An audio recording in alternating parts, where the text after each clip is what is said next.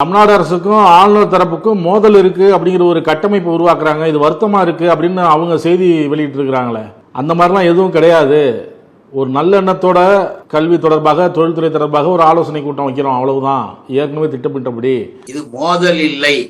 அதனால நாங்க எங்களால முடிஞ்சது நாங்க சட்டப்படி ஏதோ நாங்க செஞ்சுக்கிறோம் போய்க்கிறோம்னு ஆளுநர் போட்டு குழப்பறதும் மசப்படுறதும் நாம கேள்வி கேட்கறது. இதற்கு முன்பெல்லாம் நீங்க இது மாதிரி நான் போன வருஷம் கூட தான் வைஸ் சான்சலர்ஸ் மீட்டிங் நடத்தினேன். அப்ப வைஸ் பிரசிடென்ட் வந்தார இல்ல, நீங்க யாரையாவது கூப்பிட்டீங்களா? இந்த தடவை என்ன இவ்வளவு அவசியம்? உனக்கு கோர்ட் ஆர்டர் வந்ததற்கு பிறகு நீங்க அமைதியான முறையில கூட இதை அரசாங்கத்துக்கிட்ட சொல்லிட்டு கூட கூப்பிட்டு பேசணும், எங்களுக்கு ஒன்றும் ஆட்சேபம் இல்லை. இதை எங் முதல்வர் யாரையும் ஒன்றும் எதுவும் சொல்ல போறது இல்லை. நாட்டுக்கும் மக்களுக்கும் மாணவர்களுக்கும் நல்லது செஞ்சா வரவேற்பார்.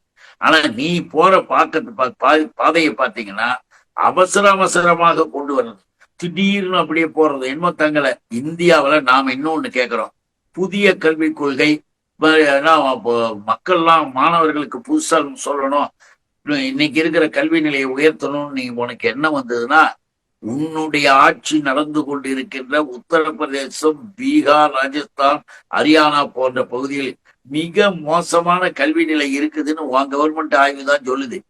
அங்கெல்லாம் போய் இப்படிப்பட்ட நிலைகளை ஏன் உன் வைஸ் பிரசிடென்ட் அங்க இருக்கிற வைஸ் சான்சலர்ஸ் வச்சுக்கிட்டு நடக்க வேண்டியதானே? அங்க போய் புதிய புத்தாக்க பயிற்சி செய்ய வேண்டியதானே? நவீன கல்வியை அறிவியலை சொல்ல வேண்டியதானே? அங்கெல்லாம் கிடையாவா? அங்கெல்லாம் அப்படியேதான் இருக்குமா?